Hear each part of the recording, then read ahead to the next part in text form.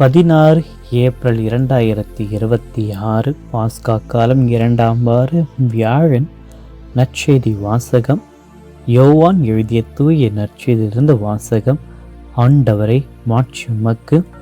அதிகாரம் 3, இறை வசனங்கள் 31 36 முடிய.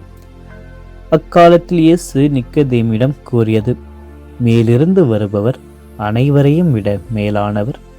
மண் உலகிலிருந்து உண்டானவர், மண் உலகை சேர்ந்தவர்.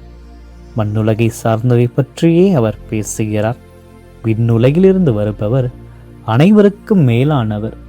தாம் கண்டதையும் கேட்டதையும் பற்றியே அவர் சான்று பகர்கிறார். எனினும் அவர் தரும் சான்றை எவரும் ஏற்றுக்கொள்வதில்லை. அவர் தரும் சான்றை ஏற்றுக்கொள்பவர் கடவுள் உண்மையானவர் என்பதை உறுதிப்படுத்துகிறார். கடவுளால் அனுப்ப பெற்றவர் கடவுளின் வார்த்தைகளை பேசுகிறார். கடவுள் அவருக்கு தம் ஆவிக்குரிய கொடைகளை அளவின்றி கொடுக்கிறார். தந்தை மகன் மேல் அன்பு கூர்ந்து அனைத்தையும் அவர் கையில் ஒப்படைத்துள்ளார். மகனிட நம்பிக்கை கொள்வோர் நிலை வாழ்வை பெறுவர். நம்பிக்கை கொள்ளாதோர் வாழ்வை காண மாட்டார். மாறாக கடவுளின் சினம் அவர்கள் மேல் வந்து சேரும். ஆண்டவரின் அருள்வாக்கு. கிறிஸ்துவே உமக்கு புகழ். இயேசுவில் பிரியமான சகோதர சகோதரிகளை, இன்றைய நாளில் தூய பெர்னதெத்துடைய நினைவு நாளை நாம் கொண்டாடுகின்றோம். பிரான்ஸ் நாட்டில் உள்ள லூர்து நகருக்கு அருகில் இருந்த நெவர்ஸ் என்னும் இடத்தில் பிறந்தவர். 6 பேர் அடங்கியுடைய ஏழ்மையான வீட்டில் இவர்தான் மூத்தவர். ஆஸ்துமாவில் பாதிக்கப்பட்டவர். பெர்னதெத்தின் குடும்பம் ஒரு காலத்தில் மிக வசதியாக இருந்தது. ஆனால் ஏதோ ஒரு காரணத்தால் சாப்பாட்டுக்கே வழி இல்லாமல் போனது. பெர்னதெத்துக்கு சிறு வயதிலேயே ஆஸ்துமா நோய் வந்ததால் அவர் மிகவும் கஷ்டப்பட்டவர். இப்படிப்பட்ட சூழலுக்கு மத்தியில் பெர்னதெத்தினுடைய நண்பர்களோடு அருகில் இருந்த மசபெல் குகைக்கு ஆடு மேய்க்க சென்றார். 1858ஆம் ஆண்டு பிப்ரவரி திங்கள் 11ஆம் நாள் ஆடு மேய்த்து கொண்டிருந்த பொழுது வானில் நின்று ஒரு பெண் தோன்றினார். அவர் வெள்ளை நிறத்தில் ஆடை அணிந்தார். இடையில் ஊதா நிற கச்சை அணிந்திருந்தார். கையில் ஜெபமாலை வைத்திருந்தார். மரியன்னை அவருக்கு காட்சி அளித்திருந்தார். இந்த ஒரு காட்சியை முதலில் மற்றவர்களுக்கு தெரியப்படுத்தவில்லை. தெரியப்படுத்தியிருந்தாலும் யாரும் அதை நம்பவில்லை. தொடர்ந்து பலவிதமான முயற்சிகளுக்கு பிறகு நாமே அமலவற்பம் என்று பாவ மன்னிப்பை பெற மனம் மாற வேண்டும் என்று ஜெபமாலை சொல்ல வேண்டும் என்று மரியன்னை அவரிடத்தில் சொல்வதை மற்றவர்களும் உணர்ந்தார்கள்.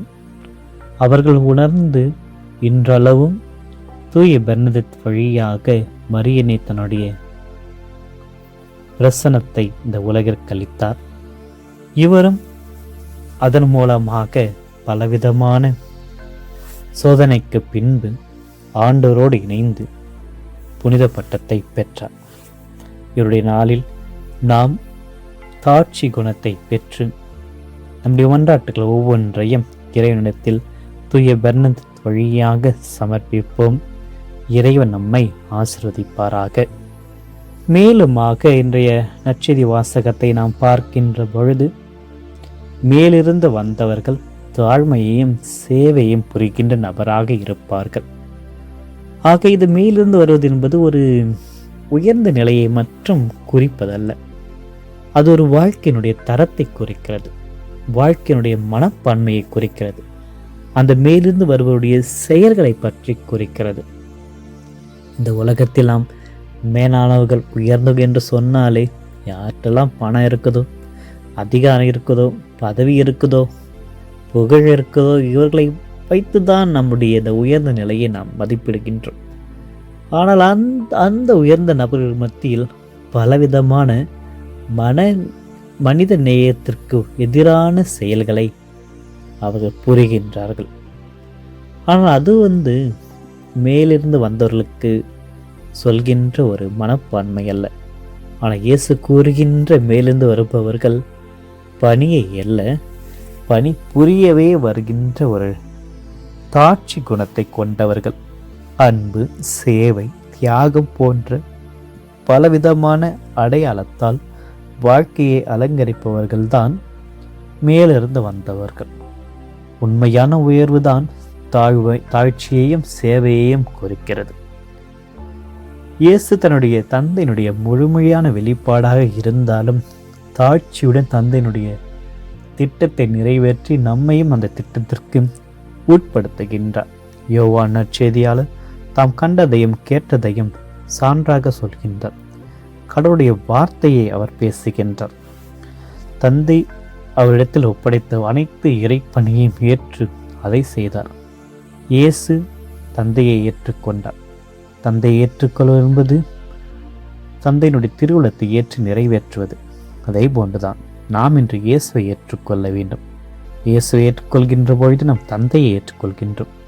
இயேசுவை நிராகரித்தால் நம்முடைய வாழ்க்கையை நாம் நிராகரித்து அதை நாம் இழப்பதற்கு ஒரு வழியாக மாறிவிடும். ஆக அதற்கு பதிலாக நாம் ஆண்டவர் மீது நம்பிக்கை வைக்க வேண்டும். வெறும் வார்த்தையில் இல்லாமல் வாழ்க்கையில் நம்பிக்கை வைக்க வேண்டும். நம்பிக்கையினுடைய வாழ்க்கையை மாற்றுகின்ற ஒரு சக்தி. மகனை நம்புகிறவர்கள் நிலை வாழ்வை பெறுவார்கள். அந்த நிலை வாழ்வை பெறுகின்ற நபர்கள் கடவுளை நம்புவது மட்டுமல்லாமல் அவருடைய வார்த்தையில் வாழ்வுக்குரிய செயலாக்குவதில் நாம் இணைந்திருக்க வேண்டும். நம்முடைய வாழ்க்கையில் ஆண்டோடைய வழியை நாம் தேட வேண்டும். தேடிய பின்பு அதன்படி நடக்க வேண்டும். இன்று நான் இயேசுவை நம்புகின்றேனா? அவருடைய வெளிப்பாடை உணர்கின்றேனா? மண்ணுலக வாழ்க்கையும் விண்ணுலக வாழ்க்கையும் இருக்கின்ற வேறுபாடுகளை கண்டறிய வேண்டும். மண்ணுலக வாழ்க்கையில் பார்க்கின்ற பொழுது பொருள், இன்பம், சுயநலம் இவைகள் இருக்கும். வெளிப்புற வாழ்க்கை இருக்கும். வெளிப்புற வெற்றி இருக்கும். வெளிப்புற மகிழ்ச்சி இருக்கும். உள்ளக வெறுமை இருக்கும். ஆனால் விண்ணுலக வாழ்க்கை என்பது கடவுளை தான் நாம் மையமாக வைப்போம். அன்பையும் தாழ்மையையும் சேவைகளில் நாம் நினைந்திருப்போம். உண்மை மற்றும் நீதியில் நிலைத்து நிற்போம். இதை தான் நாம் தேர்வு செய்ய வேண்டும். இறைவனுடைய அன்பை நாம் சுவைக்க வேண்டும் என்றால், ஆண்டு எத்தனை இணைவென்று சுவைக்க வேண்டும் என்றால் கடவுளை தூரத்தில் இருந்து அறிய முடியாது. நாம் அவரோடு நெருக்கத்தில் வாழ வேண்டும். அந்த நெருக்கத்தில் தான் அவருடைய அன்பை உணர முடியும். அவருடைய மன்னிப்பை அனுபவிக்க முடியும். அவருடைய இனிமையை சுவைக்க முடியும். பிரியமானவர்களே, இதை தான் இந்த நற்செய்தி வாசகத்தில் ஒரு தெளிவான தீர்மானத்திற்கு நம்மை அழைத்து செல்கின்றது. நாம் அந்த மேலிருந்த வாழ்க்கையில் வாழ முற்பட வேண்டும். இயேசுவை போன்று வாழ முயற்சி செய்ய வேண்டும். உலகத்தில் வழியில் செல்லாமல் இறை வழியில் நடக்க வேண்டும். அதுதான் நம்மை வாழ்க்கை மாற்றும். அதுதான் நம்முடைய செயல் அனைத்தையும் அர்த்தமடைய செய்யும். நம்முடைய வாழ்வை நிலை வாழ்வை நோக்கி இறையாட்சி நோக்கி செல்கின்ற பயணத்தில் மார்க்க வேண்டும். ஆக நாம் மேலிருந்து வந்தோம் என்று நாம் இன்று நம்புவோம். அதனால் நம்முடைய வாழ்க்கையும் தாட்சியினாலும் சேவையினாலும் வளர்த்தெறல இறைவனிடத்தில் ஜெபிப்போம். இறைவன் நம் அனைவரையும் பலப்படுத்தி அருளை பொழிந்து ஆசீர்வதிப்பாராக. ஆமென். மன்றாடுவோமாக. அன்பே உருவான இறைவா, எங்கள் அனைவரையும் ஒளிக்கும் விண்ணுலக மேன்மை நிறைந்த வாழ்க்கைக்கும் அழைத்து இந்த புதிய நாளில் நீங்கள் அனைவரையும் ஒன்றாக சேர்த்தீர்.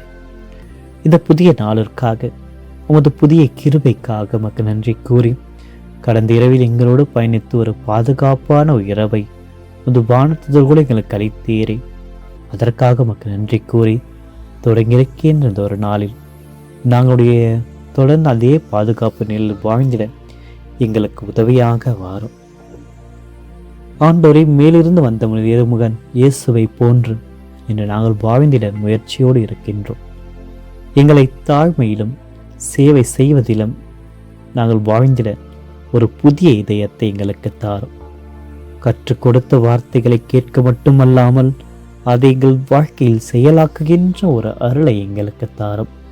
உண்மையே நம்பி வாழ்கின்ற ஒரு உறுதியை எங்கள் வளர்த்தருளும்.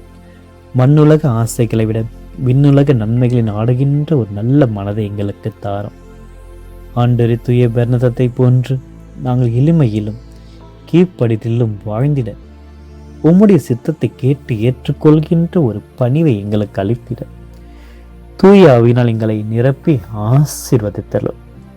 பெர்னதத்தை அனுபவித்த அந்த ஒரு நம்பிக்கை, பொறுமை, விசுவாசம் இவைகளினால் எங்களுடைய வாழ்க்கையை நாங்கள் வளர்ந்திட எங்களோடு பயணித்தேறலும். இன்றைய நாளில் எங்களுடைய சிந்தனைகள், வார்த்தைகள், செயல்கள் அனைத்தையும் உமக்கு உகந்தவனாக இருக்க அருள் புரியும். எங்களுடைய குடும்பத்தினரையும் நண்பர்களையும் சந்திக்கும் அனைவரையும் ஆசீர்வதித்தல். எங்களை தீமையில் இருந்து காத்தருளும். உமது ஒளியில் நடக்க எங்களுக்கு உதவியாக வாரும். இன்று நாங்கள் இந்த மண்ணுலக வாழ்க்கையில் அதனுடைய கவர்ச்சிகளை கண்டு அதன் பின் தொடர்ந்து நடந்திடாமல் விண்ணுலக வாழ்க்கையை நோக்கி எங்களுடைய கவனத்தை செலுத்த, எங்களுடைய சிந்தனைகளை செலுத்த எங்களுக்கு உதவியாக வாரும். உடைய தூய அவருடைய ஒளியினால் நீங்கள் அனைவரையும் நிரப்பியறலும். எங்களுடைய வாழ்க்கையுடைய இருளை அகற்றும், பாவத்தை அகற்றும். உம்மை கண்டெடுக்கின்ற ஒரு நல்ல கண்களையும், உடைய வார்த்தையில் கேட்கின்ற நல்ல செவிகளையும், உம்மை புகழ்ந்து பாடி நல்ல ஒரு நாவினையும் எங்களுக்கு தந்திரலும். ஆண்டுகளை தீமையிலிருந்து காத்து உடைய ஒளி நடக்க உதவியாக வாரும். இன்று இனிமையை அனுபவிக்கின்ற ஒரு நாளாக, உம்மை சுவைத்து மகிழ்கின்ற ஒரு நாளாக, முது கிருணையில் மழையில் நனைந்திட இருக்கின்ற ஒரு நல்ல நாளாக எங்களுக்கு தந்திரலும். உம்மையே நம்பி நாங்கள் நிலைவாழ்வு அடைந்திட இன்று நாங்கள் எங்களை மனதில் வைத்திருக்கின்ற அனைத்து வேண்டுதல்களையும் உம்மிடத்தில் சமர்ப்பிக்கின்றோம். இந்த வேண்டுதலுக்கு தேவையான நல்ல பலன்களையும் இன்று எங்களிடத்தில் ஜெபிக்க சொல்லியிருக்கின்ற ஒவ்வொரு பிள்ளைகளுடைய தேவைகளையும் நீர் ஏற்று ஆசீர்வதித்தருள எங்களுக்கு உதவியாக வாரும். இந்த மன்றாட்டுகள் ஒவ்வொன்றையும் எங்கள் ஆண்டவராகிய இயேசு கிறிஸ்து வழியாக உம்மை பார்த்து ஜெபிக்கின்றோம். ஆமென். எல்லாமல் இறைவன் தந்தை, மகன், தூய ஆவியானவர் ஒவ்வொருவரையும் நிறைவாக ஆசீர்வதிப்பாராக. ஆமென்.